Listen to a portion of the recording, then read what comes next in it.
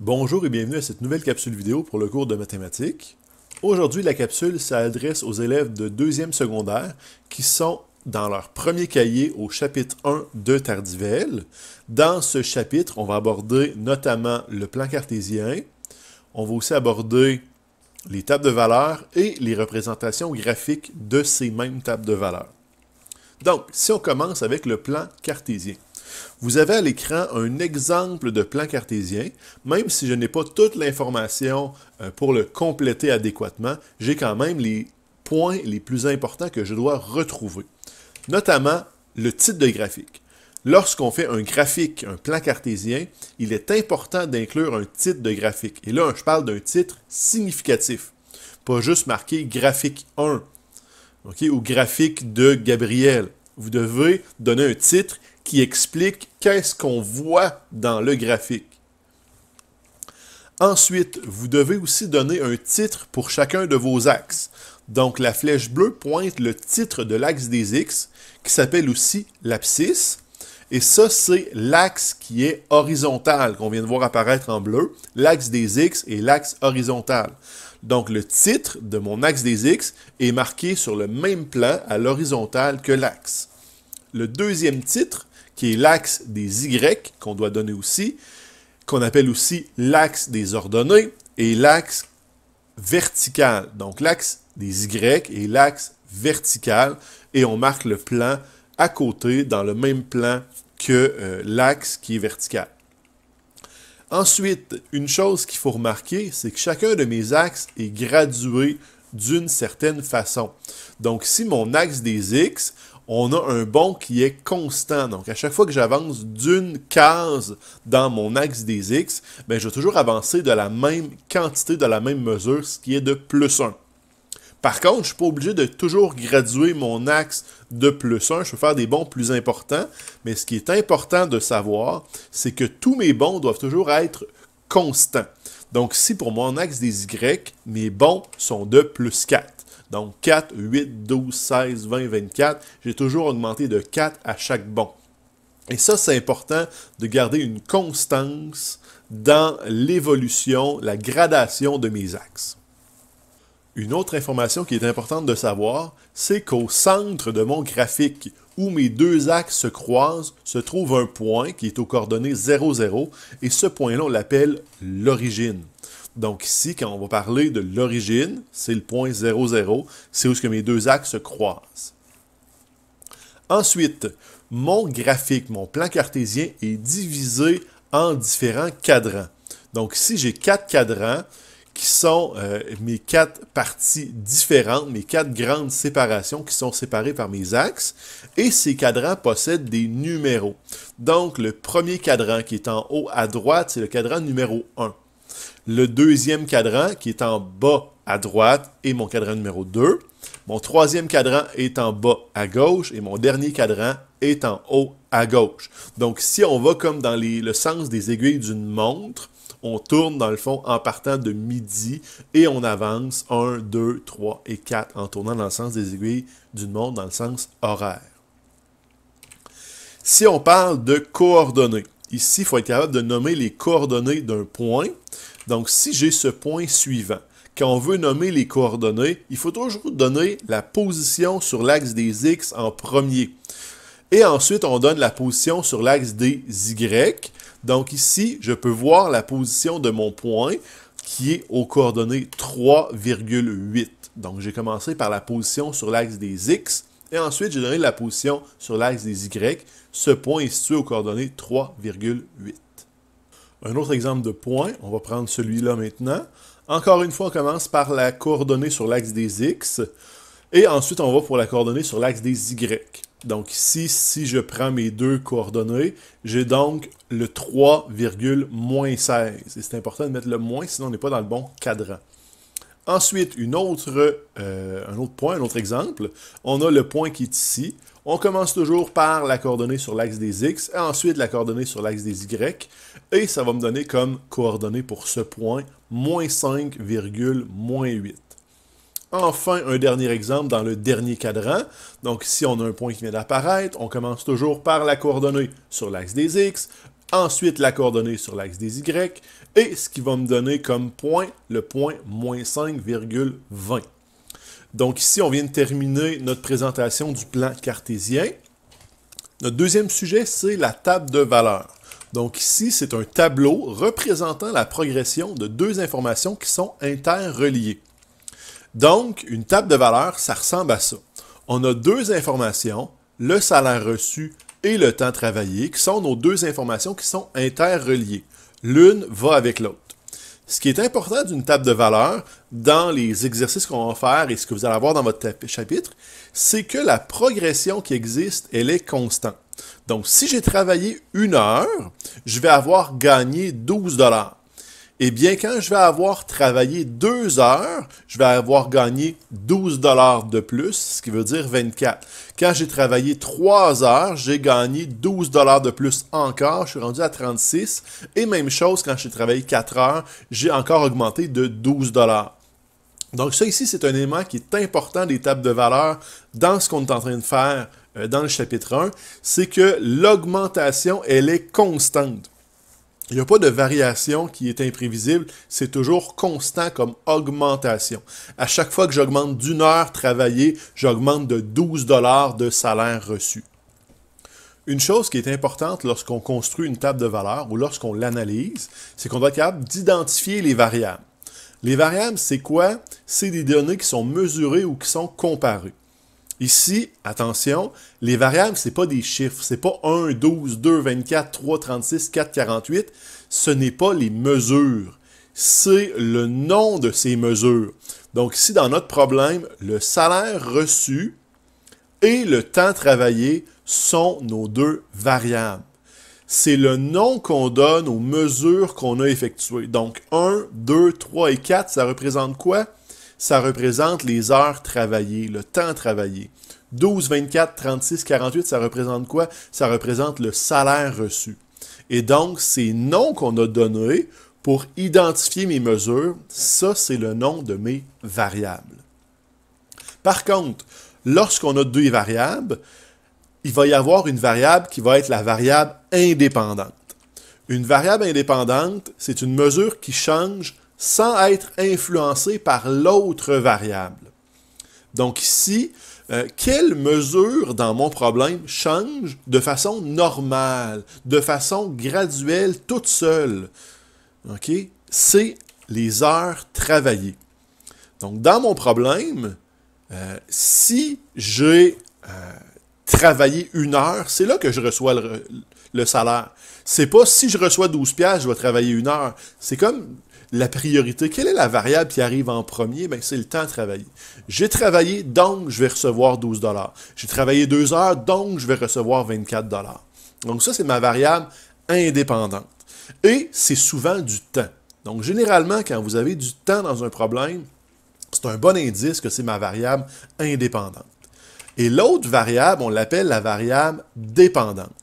Et ça, c'est la mesure qui est influencée par l'autre variable. Donc, mon salaire reçu, il dépend nécessairement des heures que j'ai travaillées. Donc, si j'ai travaillé 1 heure, j'ai gagné 12 $. Mais si je ne l'ai pas travaillé cette heure-là, je ne vais pas le gagner, mon salaire. Donc, le salaire reçu, c'est ma variable dépendante parce qu'elle dépend de mon nombre d'heures travaillées. Mon salaire dépend du nombre d'heures que j'ai travaillées. Et à ce moment-là, c'est pour ça qu'on appelle ça la variable dépendante. Par contre, lorsqu'on fait un tableau, okay, un indice, généralement, la variable indépendante va se retrouver en bas dans mon tableau, dans la ligne du bas, et ma variable dépendante va se retrouver en haut dans mon tableau. Donc, c'est un petit indice. C'est peut-être pas toujours ça, mais généralement, par convention, c'est ce qu'on va observer. La variable indépendante en bas et la variable dépendante en haut. Ça peut changer, mais c'est quand même un indice qui peut être pertinent. Pour s'assurer qu'on comprenne bien, on va faire un exemple. Donc, je vous demande de trouver les variables dans ce problème. Ici, le problème dit, lors du Boxing Day, Gabriel a servi en moyenne 15 clients à chaque heure. Donc, je dois trouver la variable dépendante et la variable indépendante dans ce problème. Ici, on se rappelle que des variables, c'est des mesures que j'ai comparées. Donc, c'est quoi les deux choses que j'ai comparées? Eh bien, c'est mes clients avec mes heures. Fait que lequel est une mesure qui se passe toute seule, sans être influencée par l'autre? Eh bien, c'est mes heures. Donc, les heures travaillées, c'est ma variable indépendante. Et ma variable dépendante, c'est la mesure qui dépend de la première heure, de l'autre. Donc, ici, le nombre de clients va dépendre du nombre d'heures que j'ai travaillé. Donc, ça, c'est ma variable dépendante et ma variable indépendante. Et si je veux, je peux faire une petite phrase qui va peut-être m'aider. Ici, je vais pouvoir dire « J'ai mesuré les clients servis par rapport aux heures travaillées. » Donc ça, ici, c'est comme une façon de comprendre le problème. Qu'est-ce que j'ai mesuré par rapport à quelle information? Donc, j'ai mesuré mes clients par rapport aux heures travaillées. Et ça, c'est logique. Je ne pourrais pas dire le contraire. J'ai mesuré les heures travaillées par rapport aux clients servis. OK? Ça ferait bizarre un petit peu. Ce n'est pas quelque chose que tu vas faire normalement. Tu vas faire le contraire. Tu vas calculer le nombre de clients par heure travaillée. Donc, ça, c'est comment on trouve notre variable dépendante et indépendante. Mais, je vous aime, donc on va faire un autre exemple. Donc ici, lors du Boxing Day, Julie a noté que chaque client dépensait en moyenne 100 $. Donc ici, il faut encore trouver notre variable dépendante et notre variable indépendante. Et on se pose la question, c'est quoi mes deux choses que j'ai mesurées, que j'ai comparées? Bien, j'ai comparé mes clients et l'argent qu'ils ont dépensé. Donc ici, lequel dépend du premier? Lequel va se faire tout seul? Lequel je n'ai pas d'influence dessus? Lequel va être l'indépendant? L'indépendant, c'est le client qui se présente dans le magasin. OK? Si je n'ai pas de client qui rentre dans le magasin, je n'ai pas d'argent qui va rentrer dans le magasin. Ce n'est pas l'argent qui rentre en premier, puis après ça, les clients s'en viennent. C'est le client qui rentre, puis après ça, il dépense. Donc, la variable indépendante, c'est mes clients servis. Et la variable dépendante, ça va être l'argent dépensé par mes clients. Et je peux encore faire la même chose. Je peux faire la même phrase. J'ai mesuré l'argent dépensé par rapport aux clients servis. Et ma phrase fait du sens. Est-ce que je peux regarder combien chaque client a dépensé en moyenne? Oui. OK? Mais faire le contraire, dire combien ça me prend combien de clients pour faire 100$, c'est un petit peu moins évident comme mesure à faire. Et, encore une fois, on fait un autre exemple. Donc ici, la veille de son examen de mathématiques, Chloé prenait en moyenne 6 minutes pour faire un exercice. Alors, on doit trouver variable dépendante et indépendante. C'est quoi les deux choses que j'ai comparées? Ici, j'ai comparé les minutes avec un exercice. Ça prend 6 minutes pour faire un exercice. C'est ça les choses que j'ai comparées ensemble. Donc, c'est laquelle ma variable indépendante. Et là, ici, j'ai fait par exprès, je vous ai mis un petit piège. Le temps n'est pas la variable indépendante. La variable indépendante, c'est les exercices complétés. Pourquoi? Bien, Chloé, elle faisait un exercice, puis elle calculait le temps que ça lui prenait faire un exercice. Et à ce moment-là, elle calculait le temps pour un exercice. Elle faisait un autre exercice, elle calculait le temps pour son deuxième exercice, ainsi de suite. Donc, la variable indépendante, la variable sur laquelle on fait référence, qu'on observe en premier, qu'on calcule en premier, c'est la variable indépendante. Et ensuite, la variable dépendante arrive, qui est le temps d'étude. Et là, ça fait une phrase, j'ai mesuré le temps d'étude par rapport aux exercices complétés, et ça fait du sens. Ça m'a pris combien de temps compléter ces exercices-là? Et ça, c'est quelque chose qui est logique. Maintenant qu'on sait comment trouver les variables indépendantes et dépendantes, on va construire une table de valeurs. Donc, l'énoncé du problème, on va le faire avec un exemple. Patrick gagne 200 $ à chaque semaine pour travailler sur la ferme de son père.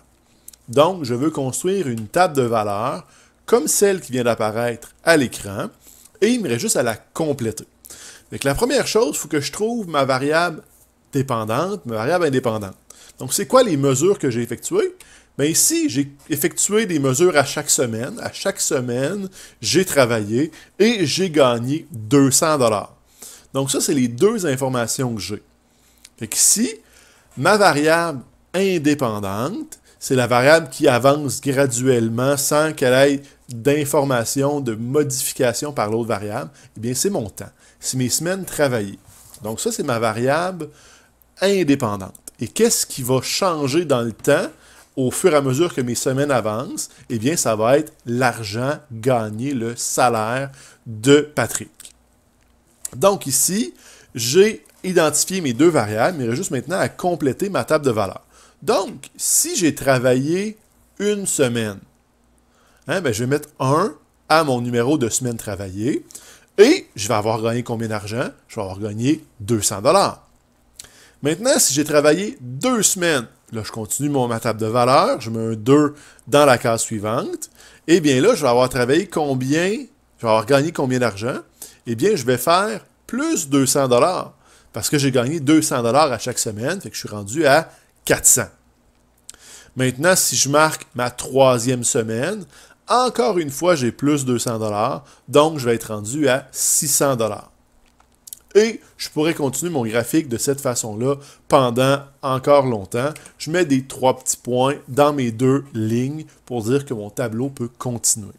Et là, j'ai complété ma table de valeurs à partir de l'énoncé de mon problème. En mathématiques, on aime ça simplifier les choses. Fait que si on se rappelle bien, semaine travaillée, c'est ma variable indépendante.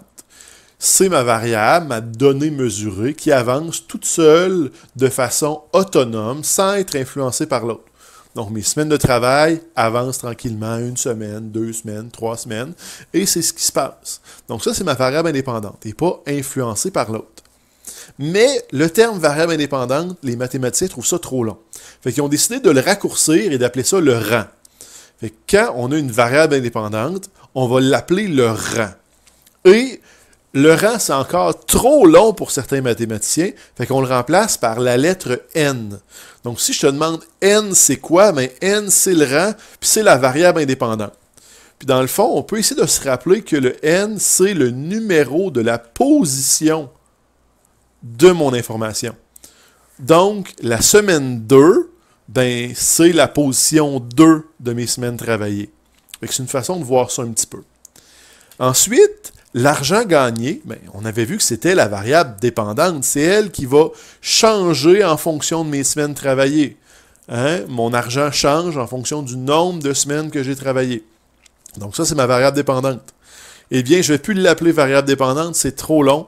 Je vais appeler ça le terme. Et le terme, c'est encore trop long, donc je vais appeler ça T. Fait qu'ici, c'est du vocabulaire mathématique qu'il faut savoir. Donc, variable indépendante, c'est le rang, c'est N. Et variable dépendante, c'est le terme, c'est T. Donc, juste pour voir si on comprend bien le vocabulaire, je vous pose quelques questions. Donc, je vous demande la question, à quel rang se situe le 400 $? Bien, le 400 $, il est ici. Et son rang, ben, ça va être le nombre de semaines travaillées, ça va être au 2e rang. Pas trop dur, hein? Si on continue, autre question. Je vous demande à quel est le terme au 3e rang? Bien, le 3e rang, il est ici. Le terme, c'est juste en haut, c'est 600. Donc, 600 $, c'est le terme au 3e rang. OK. Pourquoi c'est important ce vocabulaire-là? Parce qu'on l'utilise pour trouver la règle. OK, c'est quoi la règle? Eh bien, c'est une équation mathématique qui relie le terme et le rang dans une table de valeurs. Donc, au lieu de construire une table de valeurs, on va s'écrire une petite équation mathématique qui va expliquer, dans le fond, toute ma table de valeurs. Donc, c'est encore une fois simplifier les façons de représenter de l'information. Et pourquoi la règle est importante? Parce que si j'ai la règle, je peux trouver le terme à partir du rang et je peux trouver le rang à partir du terme. OK. Si j'ai la règle, je peux trouver le terme à partir du rang, je peux trouver le rang à partir du terme. Pour être sûr qu'on ne se mêle pas, OK, je fais une petite révision. Ça ne sera pas long, ça va nous aider. Donc, le terme, c'est le T qui est ici. Et c'est la variable dépendante qu'on appelle le terme, qu'on identifié par la lettre T. Le rang, il est ici, c'est ma ligne du bas, c'est N. Et ça, c'est ma variable indépendante. C'est le rang et on l'identifie par la lettre N.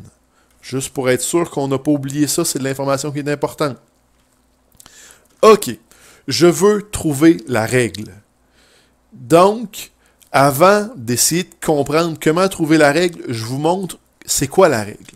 Bien, la règle, c'est une équation mathématique qui ressemble à ça. T est égal à 10 fois N plus 5. Hein, entre le 10 et le N, il n'y a pas d'opérateur mathématique, mais quand deux données sont collées comme ça, c'est un fois. Donc, T, le terme, est égal à 10 fois N, qui est le rang, plus 5. Ça, c'est une équation mathématique. C'est une règle. Mais d'où proviennent mes informations? Bien, le T, c'est une variable. Elle est là, on la retrouve dans mon tableau. Ça ne va jamais changer, le T va toujours être là. Ensuite, le N, bien, il est dans mon tableau. C'est une variable mathématique, elle ne change pas, elle reste là. Le 5. Le 5, il est facile à trouver. Il est où le 5? Il est ici. Et il est où le 5 dans mon tableau? Bien, le 5, il est au rang 0. Le 5, c'est le terme au rang 0. Et c'est ce que je vais appeler le terme à 0.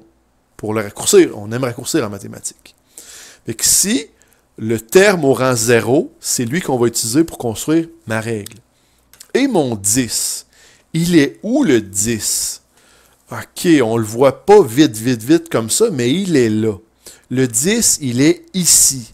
Le 10, c'est comment ma valeur du terme augmente à chaque fois. De 5 à 15, j'ai plus 10. De 15 à 25, j'ai plus 10. De 25 à 35, j'ai plus 10.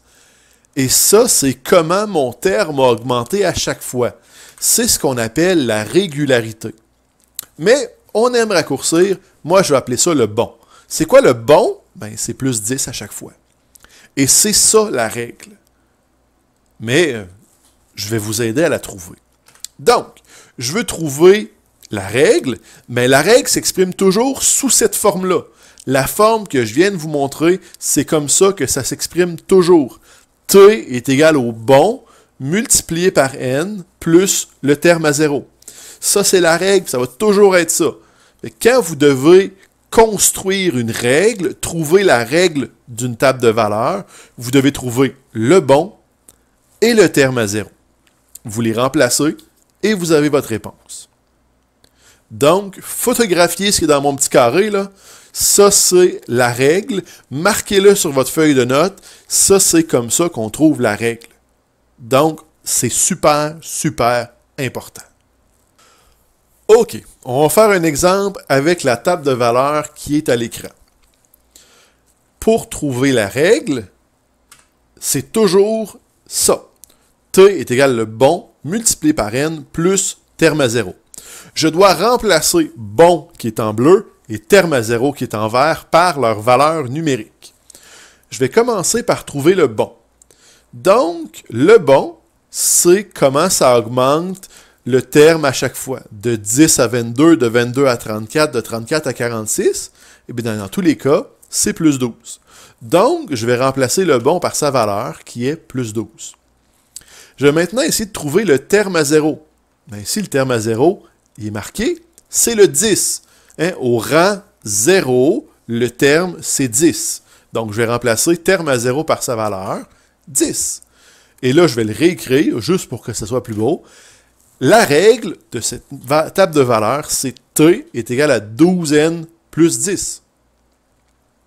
Donc, ça, c'était facile. On va en faire un plus difficile.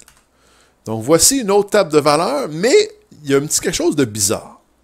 On en parle tantôt. Alors, j'ai ma règle. Voici ma règle. T est égal au bon multiplié par N plus le terme à 0. Je remplace bon par sa valeur, terme à 0 par sa valeur. Donc, je commence par le bon. Donc, le bon, c'est comment mon terme augmente d'un rang à l'autre. Donc, ici, de 5 à 12, de 12 à 19, comment j'ai augmenté à chaque fois? Bien, j'ai augmenté de plus 7. Donc, à chaque fois, j'ai augmenté de plus 7, et ça, c'est mon bon. Donc, je le remplace dans mon équation. Maintenant, je dois trouver le terme à 0.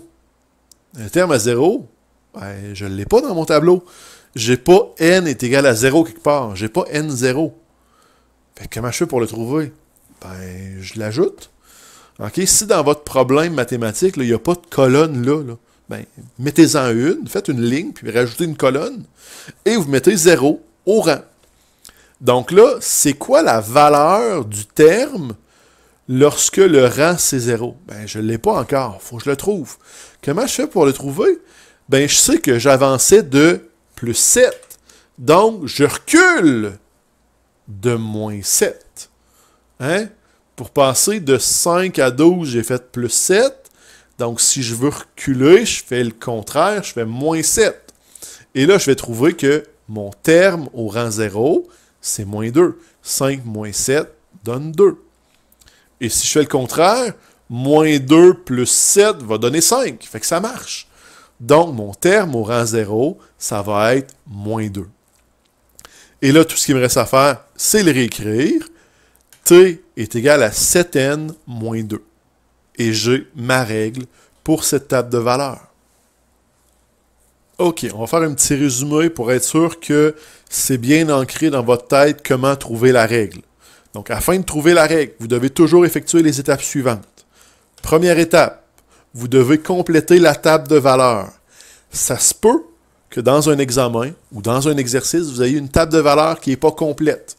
Donc, première étape, on va compléter les trous puis remplir ma table de valeurs pour qu'elle soit complétée. Ensuite, je vais devoir trouver le bon, qui est la régularité. Comment mon terme augmente à chaque fois que le rang augmente de 1. Ça, c'est le bon. Vous allez ensuite, en troisième étape, trouver le terme à 0. Le terme au rang égale 0, vous allez le prendre puis vous allez le remplacer dans l'équation. Et c'est ça que vous allez faire comme quatrième étape. Vous allez compléter l'équation de la règle en ajoutant le bon et le terme à 0 dans l'équation. Et l'équation, elle est sous forme T est égal à bon fois N plus terme à 0. Fait que le bon trouvé en 2, on le met à sa place dans l'équation. Le terme à 0 trouvé en 3, on le met à sa place dans l'équation. Et le reste ne change pas. Donc, T est égal à bon fois N plus terme à 0. Par contre, tantôt, on a dit que la règle était super importante parce que je peux trouver le terme à partir du rang et je peux trouver le rang à partir du terme. Ça, c'est ce qu'on a dit tantôt. Mais on ne l'a pas démontré encore et c'est ce qu'on va faire tout de suite. Alors, vous allez rencontrer des questions de ce genre-là dans des exercices. Trouvez la valeur du terme au rang 3, sachant que la règle est T est égal à 5n moins 4. Ça, c'est une question classique et vous allez rencontrer ça. C'est pas super original, c'est pas super intéressant comme problème à résoudre. C'est une application de base. Comment trouver le terme au rang 3? C'est la question. Mais le terme, c'est mon T vert qui est ici. Mon rang, c'est le N rouge qui est là. Mais je sais que le terme, c'est mon inconnu, c'est ce que je cherche. Et mon rang, qui est N, ben, le rang, c'est 3. Je viens de le dire dans mon énoncé. Fait que je vais remplacer N par sa valeur, puis mon T va rester mon inconnu. Donc, ça va me donner T, mon inconnu, est égal à 5 fois 3. 3, c'est la valeur du N. Fait que je l'ai juste remplacé. Moins 4. Donc, T est égal à 5 fois 3 moins 4. Et là, tout ce qu'il me reste à faire, c'est résoudre mathématiquement ce calcul-là en respectant les priorités. Donc, je commence par faire 5 fois 3. Ça va me donner T est égal à 15 moins 4. Je fais ensuite 15 moins 4. Et ça va me donner que T, le terme, est égal à 11. Donc, j'ai trouvé que le terme au rang 3, c'est 11. C'est tout ce que j'ai à faire.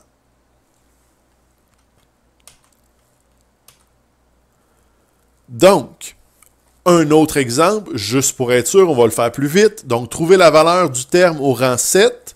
Donc, le terme ne change pas, c'est le T. Le rang 7 ne change pas, c'est le N. Et là, je vais remplacer le rang 7. Je vais mettre le 7 à la place du n parce que n prend sa valeur de rang 7. Et ça va me donner t est égal à 3 fois 7 plus 2. Je vais appliquer ma priorité d'opération. 3 fois 7, ça va faire 21. Donc, t est égal à 21 plus 2. Je vais faire 21 plus 2, ça va me donner 23. T est égal à 23. Donc, ça, c'est comment je trouve le terme. Et c'est quand même facile. Alors, pour trouver le rang, on va avoir une question classique, une question de base qui va ressembler à celle-ci. Donc, quel sera le rang du terme 32, sachant que la règle est t égale 5n plus 2. Donc, ici, le rang, c'est le n, et le terme 32, c'est le t. Donc, ici, le n, c'est mon inconnu, et le t, je le connais, ça vaut 32. Fait que je vais réécrire mon équation en changeant ma variable t par sa valeur, qui est 32, et n va rester n parce que c'est mon inconnu. Donc, j'ai 32 égale 5 fois n plus 2. Et là, j'ai une résolution mathématique qui est un petit peu plus compliquée. Pour le faire, je pourrais y aller à tâtons, puis j'essaie différentes valeurs de n, mais ça pourrait devenir difficile et long à un moment donné. Ce que je veux faire une série d'opérations mathématiques qui vont me permettre d'enlever les choses qui sont avec le n pour avoir à la fin n tout seul à droite du égal. Donc, je veux obtenir égal n tout seul à la fin. Comment je fais ça? Bien, ici, je vais commencer par enlever le plus 2. Comment je fais pour enlever le plus 2? Bien, je vais faire le contraire de plus 2. Je vais faire moins 2. Donc, en faisant moins 2, ben, je vais enlever plus 2. Parce que les deux vont s'annuler l'un avec l'autre. Plus 2 moins 2, ça donne 0. Donc, ça s'annule. Par contre, une chose super importante en algèbre, oui, parce qu'on introduit l'algèbre avec ça, c'est que ce que j'ai fait d'un côté du égal, je dois obligatoirement le faire de l'autre côté du égal. Fait que du côté droit de mon égalité, j'ai fait moins 2. Fait que je vais faire moins 2 du côté gauche de mon égalité. Fait que du côté droit, plus 2 moins 2, c'est annulé. Ça disparaît. Mais là, j'ai 32 moins 2 à gauche. Mais qu'est-ce que ça va donner? Je réécris mon équation mathématique. Et là, j'obtiens 32 moins 2, 30, égale 5 fois n. Première étape. Là, je veux enlever le 5 fois n. Donc, c'est n fois 5. 5 fois n fois 5, c'est la même chose. Fait que je vais enlever le fois 5. Comment je fais pour enlever le fois 5? Ben, je fais le contraire. Fois 5, le contraire, c'est diviser par 5. Donc, je vais faire 5 fois n divisé par 5. Et là, mon fois 5 puis mon divisé par 5 vont s'annuler l'un l'autre. Il va me rester juste n.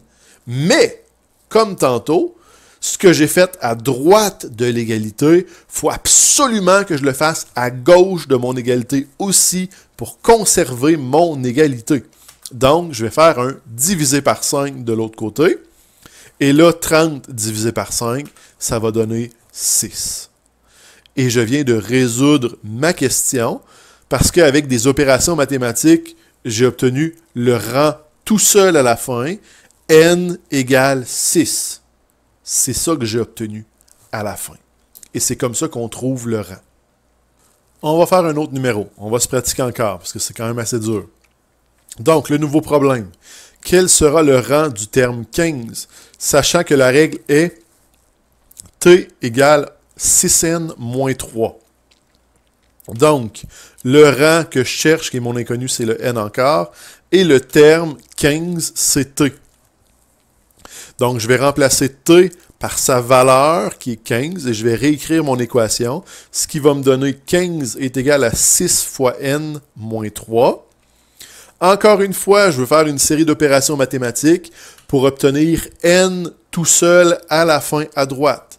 Donc, pour ce faire, je commence par enlever le moins 3. Donc, moins 3, si je veux l'enlever, il faut que je fasse le contraire de moins 3. Je vais faire plus 3. Donc ici, moins 3 plus 3, ça donne 0. Donc ça va s'annuler, ça va disparaître. Mais ce que je fais à droite, il faut que je le fasse à gauche. Donc je vais mettre un plus 3 à gauche. Donc 15 plus 3, ça va me donner 18 égale 6 fois n, ou n fois 6. Fait que si je veux enlever le 6 fois, ben, il faut que je fasse le contraire de fois 6. Il faut que je fasse diviser par 6. Et là, à ce moment-là, le fois 6 puis le divisé par 6 vont s'annuler. Ça va donner 1, donc ça va donner 1n, ça va donner n.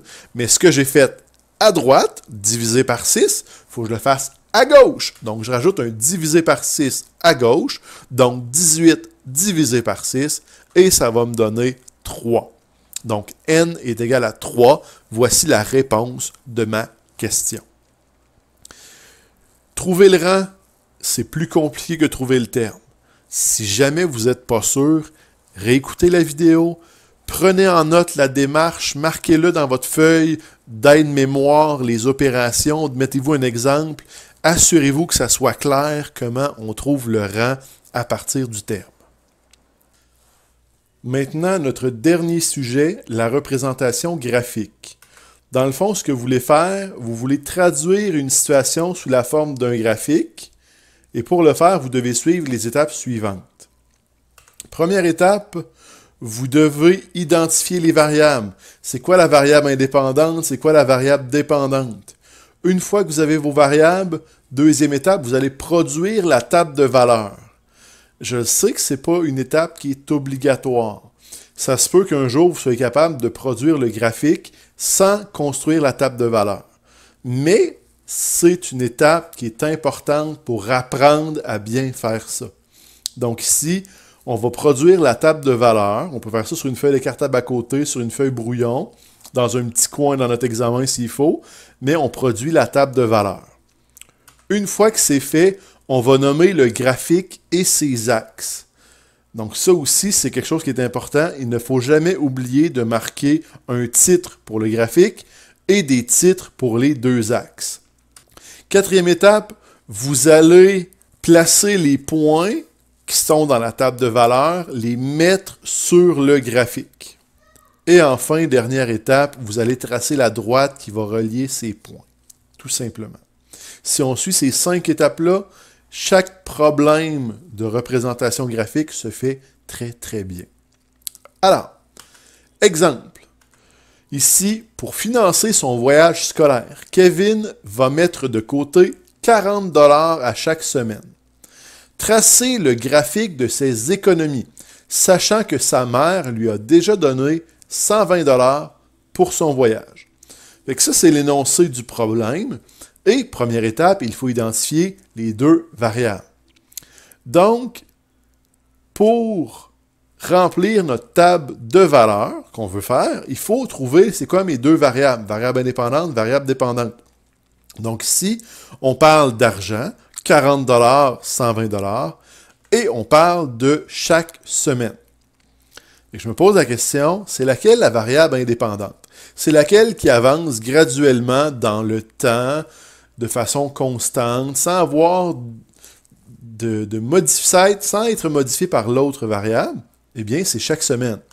Donc ici, ma variable indépendante, qu'on met sur la ligne du bas, c'est les semaines travaillées. C'est mes semaines. Et le 40 $ puis le 120 $, c'est ce qu'on va mettre comme variable dépendante sur la ligne du haut, et on va marquer les économies en dollars.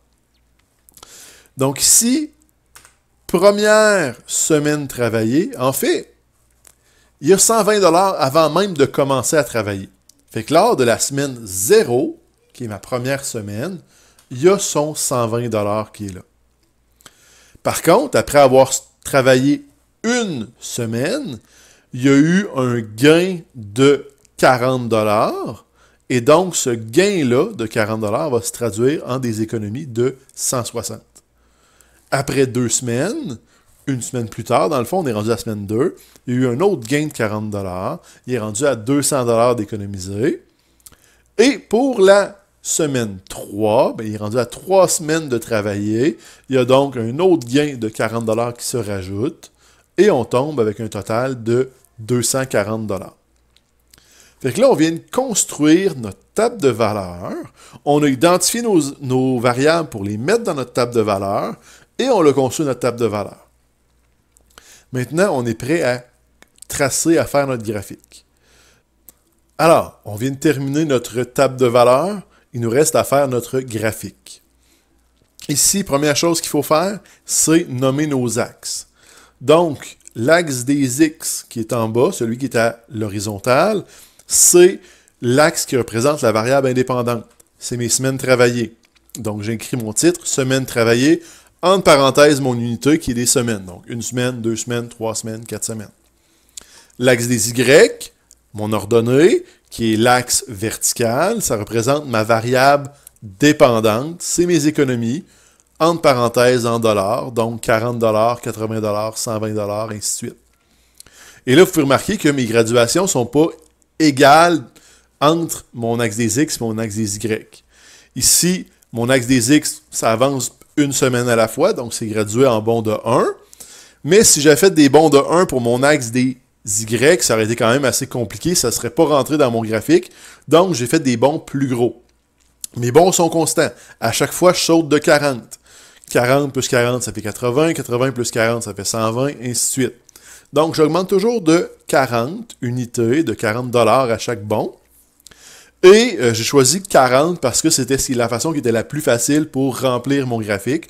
J'aurais pu faire des bonds de 100, des bonds de 50, des bonds de 60. C'est selon votre bon désir. Vous le graduez comme vous voulez. Moi, j'ai fait ça par 40. C'est plus simple. Une fois que c'est fait, il nous reste à faire le titre de graphique. Très important de ne pas oublier le titre. Mais le titre, c'est pas compliqué. Économie selon les semaines travaillées. Donc, j'ai juste pris mon axe des Y, mon axe des X, leur titre, puis j'ai mis selon entre les deux. Donc, c'est les économies par rapport aux semaines travaillées. C'est les économies en fonction des semaines travaillées. Économie selon les semaines travaillées. Donc, c'est un titre qui est simple, qui explique ce qu'il y a dans mon graphique, et c'est réglé. J'aurais pu faire un titre plus compliqué. J'aurais pu dire « Économie de Kevin en fonction des semaines travaillées pour payer son voyage scolaire. » Ça aurait été super bon, ça aurait été excellent. Mais ça aurait pris comme 4 lignes, fait que je ne l'ai pas fait. J'ai fait quelque chose de plus court pour que ça rentre dans mon graphique, que ça aille direct à ce que je veux, économie selon les semaines travaillées.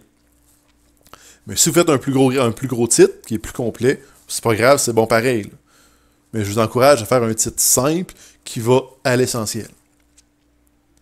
Ce qui nous reste à faire, c'est placer chacun de nos points. Bien, nos points, c'est les coordonnées de notre table de valeur, avec X, qui est les semaines travaillées, Y, les économies. Fait que le premier point, le 0,120, 0 semaines travaillées, 120 $ d'économie, mon point il est là. Deuxième semaine, semaine 1, 160 $ d'économie, je place mon point. Point suivant, semaine 2, 200 $ d'économie, je place mon point. Et ensuite, la semaine 3, 240 d'économie, je place mon point. Et dernière étape, je les relie avec une droite. Et je viens de faire mon graphique. Ça n'a pas été compliqué. J'ai suivi mes étapes.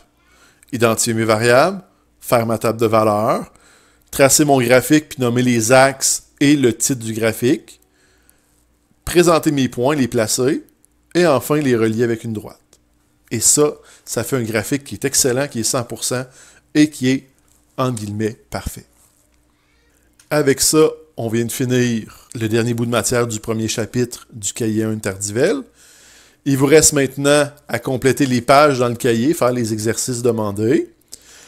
Vous devez ensuite compléter votre feuille de notes pour vous préparer pour l'examen, parce qu'il y a quand même beaucoup de notions, beaucoup de termes, de vocabulaire, donc il faut les connaître. Et ensuite, bien, ça va être le temps pour l'examen. Donc sur ce, je vous souhaite bonne chance. N'hésitez pas à venir me voir si vous avez des questions.